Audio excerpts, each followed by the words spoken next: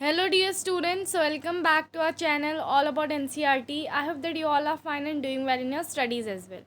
जैसा कि dear student आप लोग जानते ही हैं कि हमारे जो प्रीवियस वीडियोस थे जिसमें मैंने केमिस्ट्री के चैप्टर्स आपको पढ़ाई थी, केमिस्ट्री के पार्ट्स आपको प्रोवाइड करवा दी थी, उसमें मैंने जो है मैटर इन आवर सराउंडिंग जो चैप्टर था वो पूरा करवा दिया था। आज डियर स्टूडेंट हम क्लास 9th की केमिस्ट्री के सेकंड चैप्टर जो कि है इस मैटर अराउंड अस प्योर, इसकी शुरुआत करेंगे डियर स्टूडेंट। ये बहुत ही इजी चैप्टर है, बिल्कुल डिफ़िकल्ट नहीं है, तो हम लोग फटाफट इसको करेंगे और फिर जो है हम लोग अपने नेक्स्ट चैप्टर की ओर बढ़ेंगे जो कि है द एटम्स एंड मॉलिक्यूल्स। ठीक है, तो डियर स्टूडेंट चलिए फटाफट करते हैं। चैप्टर काफ़ी सिंपल चैप्टर है और आपको फट से समझ में भी आ जाएगा। तो डियर स्टूडेंट हमारी आपसे रिक्वेस्ट ये है कि अगर आप हमारे चैनल में नए हैं तो प्लीज़ फटाफट हमारे चैनल को सब्सक्राइब कर दीजिए, बिकॉज जब आप सब्सक्राइब करते हैं तो हमें मोटिवेशन मिलता है और अच्छे अच्छे वीडियोस बनाने का। तो चलिए शुरुआत करते हैं हमारे चैप्टर की। तो हाउ डू यू जज whether a milk, ghee, butter, salt, spices, minerals, water और juice that we buy from market are pure. अब डियर स्टूडेंट आपको ये कैसे पता चलता है कि भाई आपका मिल्क, घी, बटर, सॉल्ट या फिर कोई भी स्पाइसेस जो आप बाज़ार से ख़रीद रहे हैं वो एक प्योर आइटम है? Have you ever noticed the word pure written on the packets of this consumables? आपने देखा होगा कि ज़्यादातर मिल्क कंपनीज जो होती हैं या फिर घी ले लो या फिर सॉल्ट ले लो, ये लोग लिखते हैं प्योर सॉल्ट, प्योर घी, प्योर मिल्क, है ना, दिखाएंगे कि हमारा सब्सटेंस जो है बिल्कुल प्योर है, इसमें कोई मिलावट नहीं की गई है।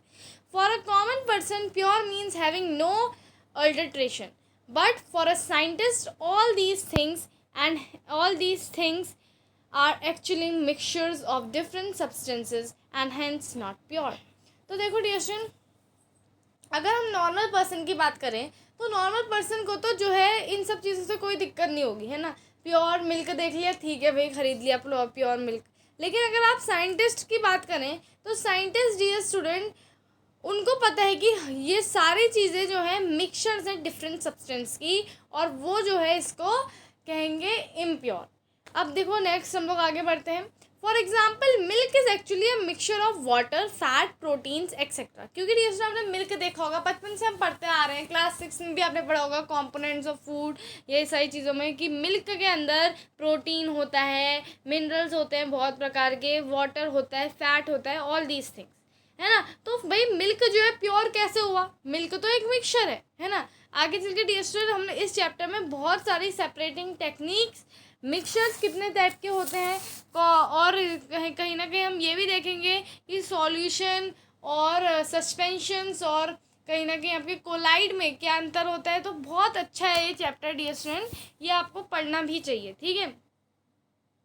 नेक्स्ट स्टेटमेंट में लिखा है when a scientist says that something is pure it means that all constituent particles of that substance are same in their chemical nature. जब कोई साइंटिस्ट डिस्टेंस कहता है कि कोई सब्सटेंस प्योर है, इसका मतलब ये होता है कि उस पर्टिकुलर सब्सटेंस के अंदर जो सारे जो पार्टिकल्स हैं वो केमिकल नेचर में भी सेम है, उनमें डिफरेंस नहीं है। सपोज फॉर एग्जाम्पल मैंने आपको एक बकेट दी, ये देखो डियर स्टूडेंट, फॉर एग्जांपल मैंने आपको एक बकेट दी जिसमें बहुत सारी बॉल्स हैं। आप सबको पता है कि ये सारी बॉल्स जो है पिंक कलर की हैं, ठीक है, सब बॉल्स पिंक कलर की है। तो डियर स्टूडेंट क्या ये सब्सटेंस प्योर हुआ? यस, साइंटिस्ट के लिए यही चीज़ है कि जिस जिस मतलब सब्सटेंस के अंदर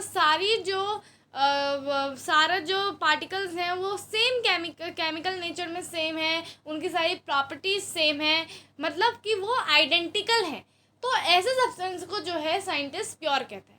अब डियर स्टूडेंट मैंने यहीं पे आपको दूसरी बकेट दी जिसमें मैंने कुछ बॉल तो पिंक ही रखी, कुछ बॉल मैंने पिंक ही रखी, बट मैंने क्या किया, मैंने जो है बीच में इधर ब्लू बॉल्स भी डाल दी। मैंने कहा भाई ब्लू बॉल भी इसमें रख दी मैंने, तो क्या अब ये वाला सब्सटेंस प्योर कहलाएगा? बिल्कुल नहीं कहलाएगा, है ना, क्योंकि इसमें आपकी पिंक बॉल्स भी हैं और ब्लू बॉल्स भी हैं। सेम होता है सब्सटेंस के साथ भी डियर स्टूडेंट, अगर कोई सब्सटेंस में सेम आइडेंटिकल पार्टिकल्स हों और उनकी केमिकल प्रॉपर्टीज़ भी सेम हो, ऐसे सब्सटेंस को हम लोग प्योर कहते हैं साइंटिस्ट के पॉइंट ऑफ व्यू में, है ना। और अगर कोई सब्सटेंस के अंदर जैसे मिल्क है, इनके अंदर फैट है, प्रोटीन है, वाटर है, एक्सेट्रा है, तो मिल्क क्या है? मिल्क एक प्योर सब्सटेंस तो नहीं है साइंटिस्ट की नज़रों में, मिल्क जो है एक मिक्सचर है साइंटिस्ट की नज़रों में, क्योंकि मिल्क के अंदर जो सारे पार्टिकल्स हैं उन सभी पार्टिकल्स की chemical properties, chemical nature same नहीं है, इसलिए डियर स्टूडेंट मिल्क जो है प्योर नहीं है. So I hope that you are understanding what is meant by pure. Okay, so a pure substance consists of a single type of particle. In other words, a substance is a pure single form of matter. Now next डिस्ट्रीम हम लोग आगे बढ़ते हैं. As we look around, we can see that most of the matter around us exist as mixtures of two or more pure components. For example, sea water, mineral, salt, etc. are all mixtures. Dear student, अगर हम लोग अपने चारों ओर देखें तो हमें पता चलेगा कि जो मैटर हमारे आसपास होता है, जैसे आपकी किताब होगी आपके सामने, आप किसी टेबल चेयर में बैठे होंगे, है ना, आपका लैंप होगा, है ना, तो ये सारी चीज़ें होंगी. तो जो भी मैटर हमारे आसपास होता है वो जो है मिक्सचर होता है एक से ज़्यादा कंपोनेंट्स का. मोस्ट ऑफ की बात की जा रही है कि ज़्यादा तक जो भी मैटर हम लोग अपने आसपास देखते हैं वो मिक्सचर्स होते हैं एक से ज़्यादा कंपोनेंट्स के. फॉर एग्जांपल जैसे सी वाटर हो गया. सी वाटर जो है किसका मिक्सचर होता है? सॉइल, मिनरल्स एक्सेट्रा, है ना, नमक होता है उसमें बहुत ज़्यादा, है ना, तो वो मिक्सचर हुआ. ठीक है, अब हम लोग आते हैं इतनी देर से भाई मैम हम लोग बात कर रहे हैं मिक्सचर. आखिर मिक्सचर होता क्या है ना, तो अब हम ये समझते हैं डियर स्टूडेंट्स. अभी तक हमने समझा कि प्योर सब्सटेंस क्या होते हैं. डियर स्टूडेंट, प्योर सब्सटेंस को अगर हम सिंपली डिफाइन करें तो प्योर सब्सटेंस से वो सब्सटेंस होते हैं जिनमें जो सारे पार्टिकल्स हैं वो आइडेंटिकल पार्टिकल हैं, वो अपनी केमिकल प्रॉपर्टीज़ में सेम है. ठीक है, अब हम आते हैं मिक्सचर्स में. Mixtures are constituted by more than one kind of pure form of matter. We know that dissolved sodium chloride can be separated from water by the physical process of evaporation. However, sodium chloride it is itself a pure substance and cannot be separated by physical process into chemical constituents. Similarly, sugar is a substance which contains only one kind of pure matter and its composition is same throughout. तो dear mixtures के बारे में हमें बताया गया. Mixture क्या है? Mixture की अगर मैं बात करूँ तो मिक्सचर एक ऐसी चीज़ है जिसमें एक से ज़्यादा जो है प्योर फॉर्म होते हैं मैटर के, यानी कि जिसमें एक से ज़्यादा चीज़ें होती हैं. जैसे आप लोग जब केक का मिक्सचर बनाते हो क्या करते हो? उसमें बेकिंग पाउडर डालोगे, बेकिंग सोडा डालोगे, थोड़ा फ्लोर डालोगे, थोड़ा कर्ड डालोगे, है ना, या मिल्क डालोगे, है ना, तो उन सबको जब आप मिक्स करते हो तब आपका मिक्सचर बनता है ना केक का. उसी तरह डियर स्टूडेंट मिक्सचर क्या होता है? मिक्सचर होता है आपका जब उसमें एक से ज़्यादा चीज़ जो है एक मैटर को बनाने के लिए लगाई जाती है.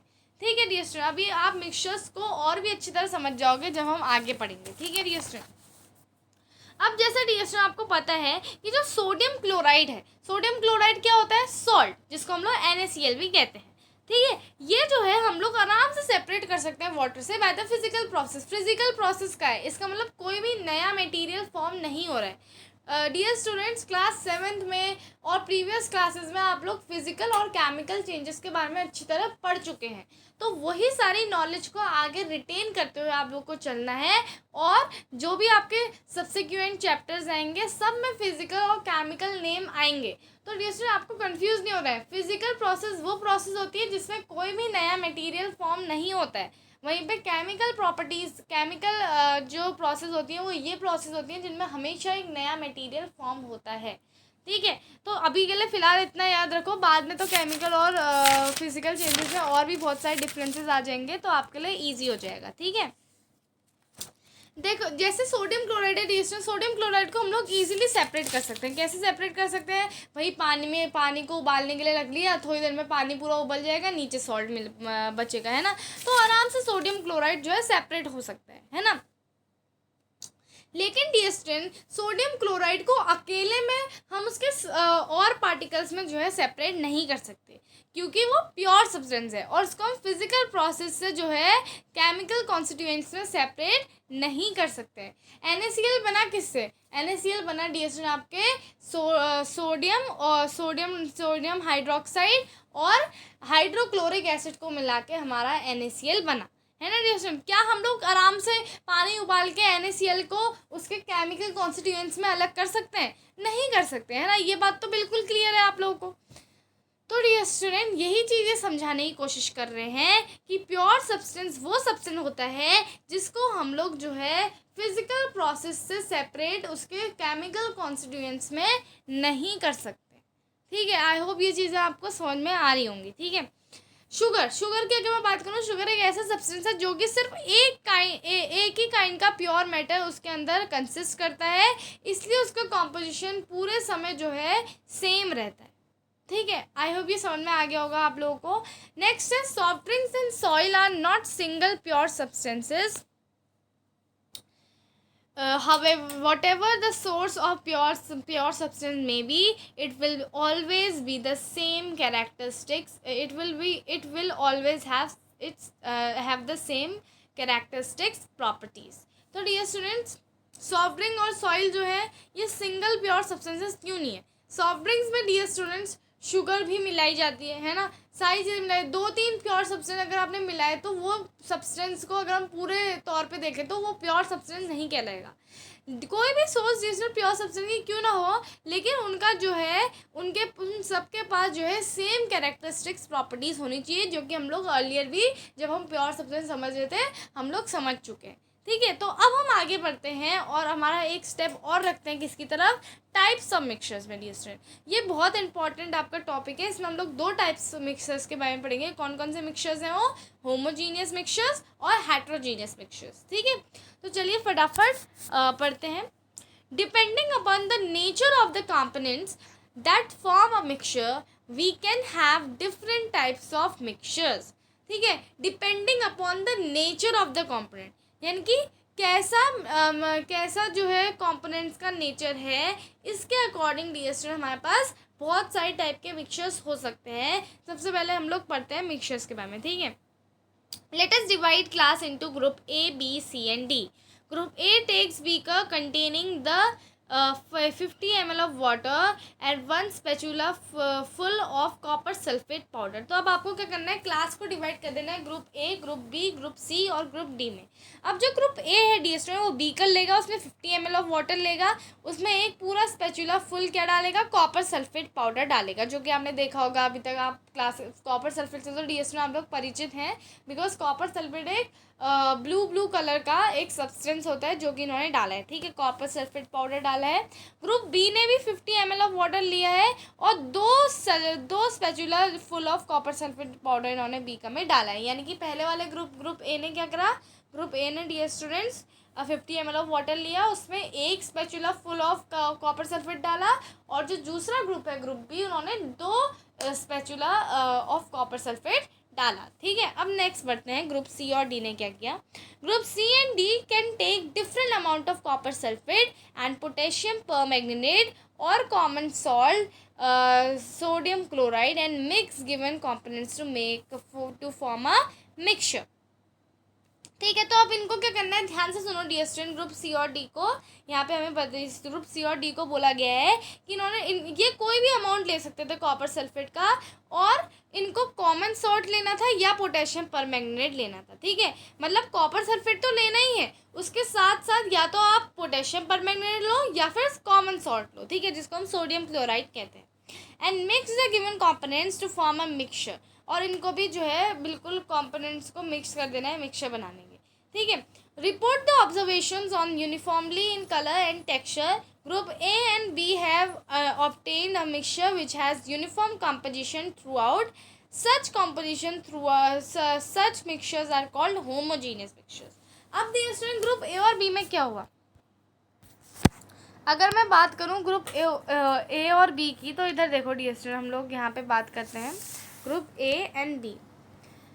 तो यहाँ पे मैंने थोड़ा सा आप लोगों के लिए जूम कर दिया ताकि मैं आपको इसमें अच्छी तरह से बता सकूँ। ये देखिए डियर स्टूडेंट, ये है सपोज़ मान लें ये ग्रुप ए है, ये ग्रुप बी है, और ये वाला आपका है ग्रुप सी, और ये वाला है आपका ग्रुप डी। तो डियर स्टूडेंट अगर मैं बात करूँ ग्रुप ए की, इनके पास 50 ml वाटर था, उसमें इन्होंने सिर्फ एक स्पैचुला फुल क्या डाल दिया, कॉपर सल्फेट डाल दिया। ठीक है, तो सिर्फ इन्होंने एक स्पैचुला डाला, तो मैंने उसके लिए डंडी टाइप की बना दी है। अब ग्रुप बी में आते हैं, इनके पास भी नॉर्मल 50 ml वाटर था, इन्होंने 2 स्पैचुला फुल डाला क्या, कॉपर सल्फेट सॉल्यूशन। ठीक है, अच्छी तरह से मिक्स कर दिया। अब ये जो सी और डी थे ना, इनको कोई पाबंदी नहीं थी, इनसे कहा था आप कितना भी अमाउंट ले सकते हो। तो इन्होंने जो है, इनके पास भी 50 ml ही वाटर है, मान लेते हैं दोनों के पास। इन्होंने क्या किया, इन्होंने जो है कॉपर सल्फेट की मात्रा भी अपने मन से ले ली। सपोज मान लो 2 चम्मच 3 चम्मच कॉपर सल्फेट ले लिया, ठीक है, लाइन से डिनोट कर रही हूँ मैं उसको।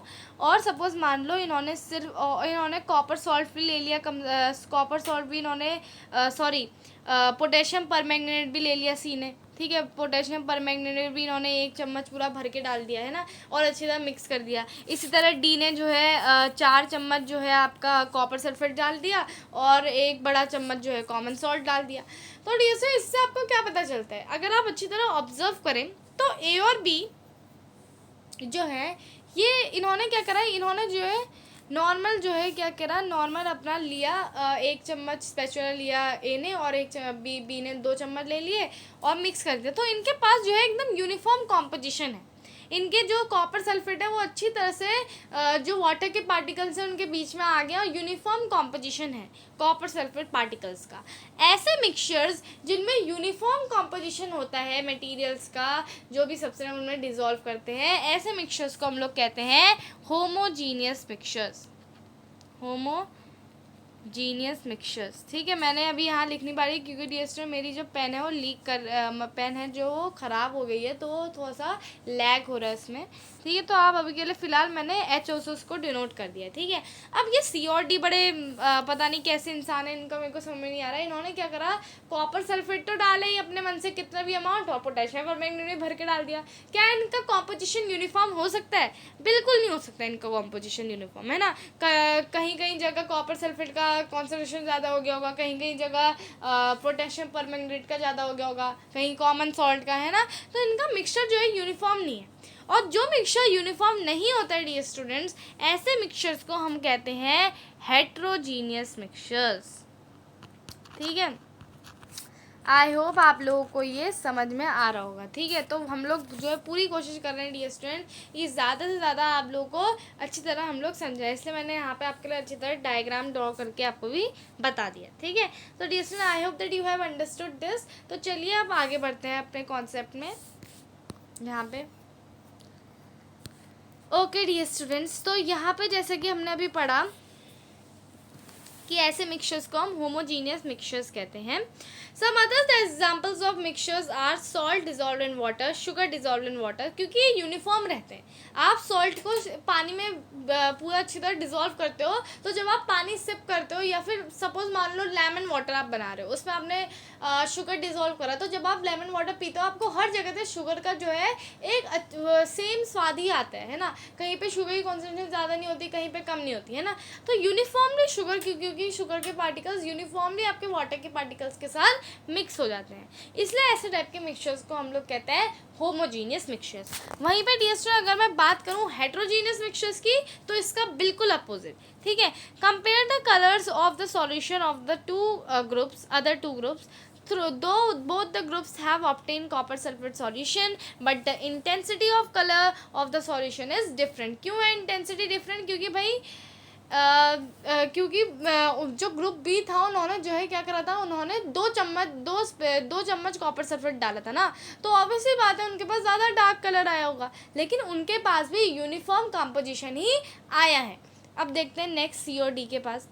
Group C and D obtained, और इससे आपको ये बात पता चलती है डियर स्टूडेंट कि होमोजीनियस मिक्सचर्स के पास वेरिएबल कॉम्पोजिशन हो सकता है। आप लोग एक गिलास लेमन वाटर, जब आप लेमन जूस बनाते हो, कभी कभी क्या होता है, जिन लोगों को ज़्यादा स्वीट पसंद होती है वो क्या करते हैं, 3-4 चम्मच चीनी मिलाते हैं, बट फिर भी तो वो बिल्कुल यूनिफॉर्मली ही मिक्स होती है ना लेमन वाटर में, है ना। तो इससे हमें ये पता चलता है भले ही वो स्वीट ज़्यादा होगा, भले ही वो मीठा ज़्यादा होगा as compare to normal lemon water, but dear student इसका जो कॉम्पोजिशन होगा जो वो होगा वो यूनिफॉर्म ही होगा, है ना। तो इस समय ये पता चलता है कि जो होमोजीनियस मिक्सचर्स होते हैं उनके पास वेरिएबल कॉम्पोजिशन हो सकते हैं। अब सी और डी की अगर मैं बात करूँ, which contain physically distinct parts, mixtures which contain physically distinct part and have non-uniform composition, such mixtures are called heterogeneous mixtures of sodium chloride and iron fillings। अब आप खुद ही बताओ, आयरन फिलिंग्स के साथ आप सोडियम क्लोराइड को मिलाओगे, ये क्या है, ये आपका जो है हेट्रोजीनियस मिक्सचर ही है,